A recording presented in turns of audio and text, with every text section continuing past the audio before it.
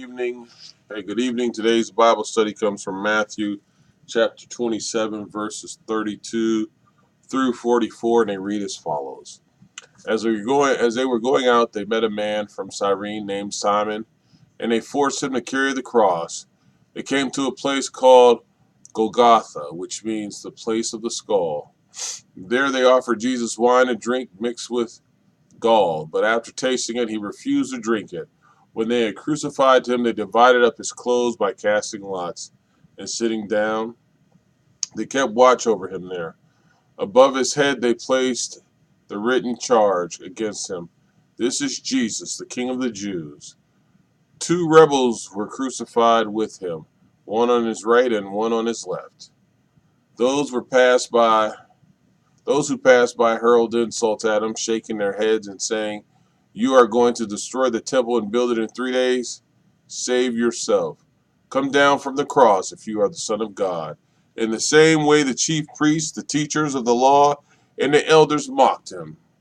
"He saved others," they said, "but he can't save himself. He's the King of Israel. Let him come down now from the cross, and we will believe in him. He trusts in God. Let God rescue him now if he wants him. For he said, 'I am the Son of God.'" In the same way, the rebels who were crucified with him also heaped insults on him. Now, this is speaking to the crucifixion of Jesus. And in verse 32, it says, "As they were going out, they met a man from Cyrene named Simon, and they forced him to carry the cross." This was probably due to the physical fatigue that Jesus was suffering at the time due to the beating he had taken the night before when they put their hands on my Lord as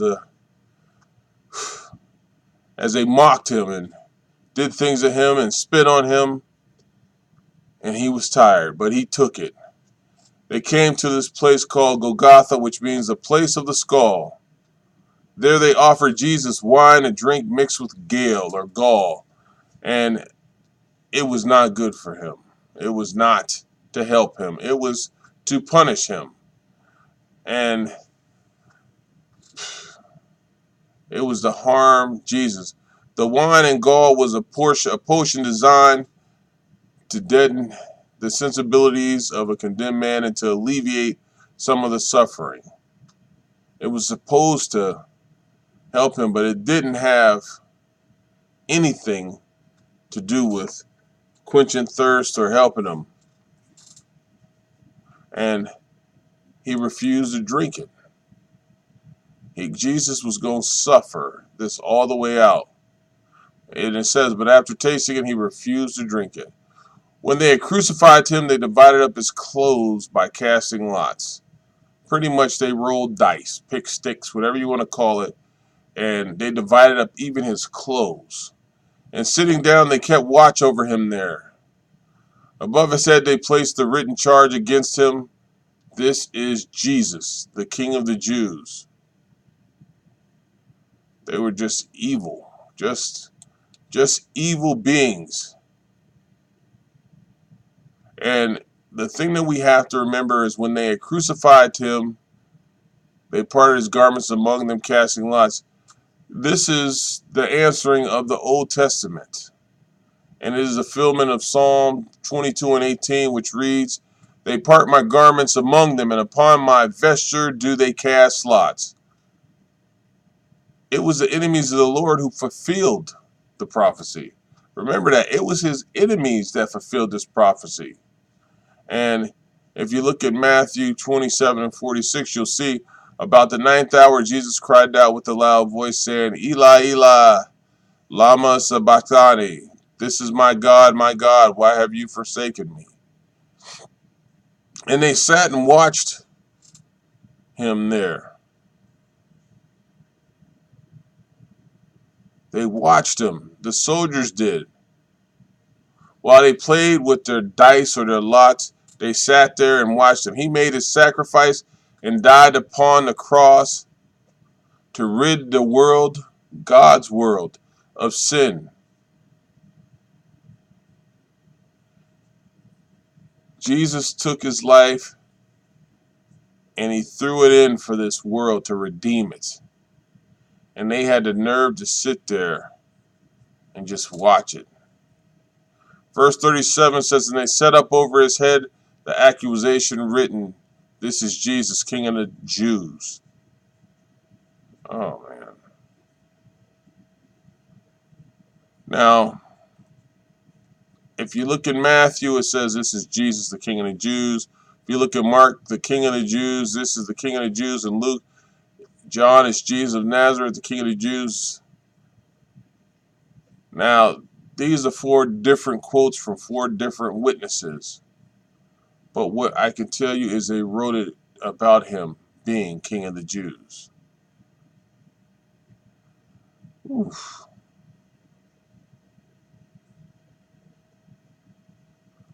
We just know that Jesus was faithful to death. The Jews, having been on Pilate's back to Caesar, retreated to an exhibition of Pilate's loyalty. Pilate showed loyalty to Caesar. He didn't find anything wrong with Jesus, and neither did his wife. And this was far beyond what any of the Jews could have appreciated in this situation. Crucifying the quote-unquote King of the Jews. This is the same story over and over. But remember in Psalm 76:10, for the wrath of man shall praise you. With a remnant of wrath you will gird yourself. Jesus was indeed a true king of Israel. But Pilate's title to that effect posted on the cross outraged them. Excuse me. If you look at John 19 and 22, Pilate wrote an inscription and put it on the cross. It was written, Jesus the Nazarene, the King of the Jews.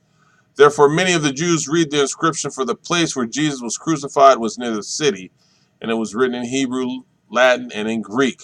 So the chief priests of the Jews were saying to Pilate, do not write the King of the Jews, but that he said, I am King of the Jews. Pilate answered, what have written I have written. What I have written, I have written. Whoa. There was others that were crucified with Christ. If you look at verse 38, 2 rebels were crucified with him, one on his right and one on his left.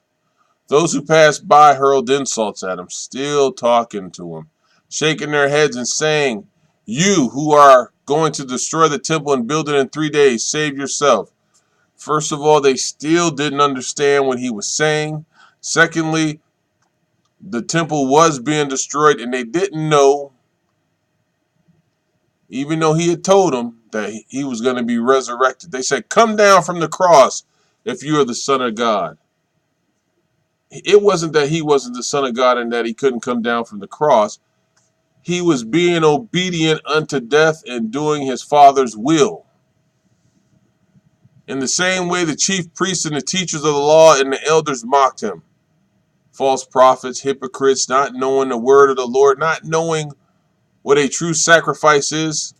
They said he saved others, they said, but he can't save himself. He saved us. That's what he was doing.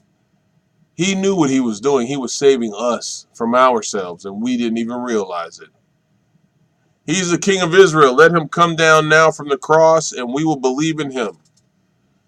You already saw the deeds, the actions that he had done. Jesus coming off the cross wouldn't have satisfied any of them. They didn't believe. And if you don't want to believe, you won't believe. But you couldn't believe in the love that he was showing. You couldn't believe in the teaching and compassion that he was showing. You needed him to come down off of something that you had nailed him to and plan to crucify him. But Jesus was still doing the will of God. He trusted in God. Yes, he did. Let God rescue him now if he wants him. For he said, I am the Son of God. See, they already answered their question when they said he trusted in God. Jesus trusted in his Father and was obedient and faithful. He wasn't worried about man as far as listening to them. In the same way, the rebels who were crucified with him also heaped insults on him. He took it from free and people that were on the cross with him that were being crucified. And they still didn't know who he was, but he still was a loving God. And you'll see where he still loved them to death. Amen.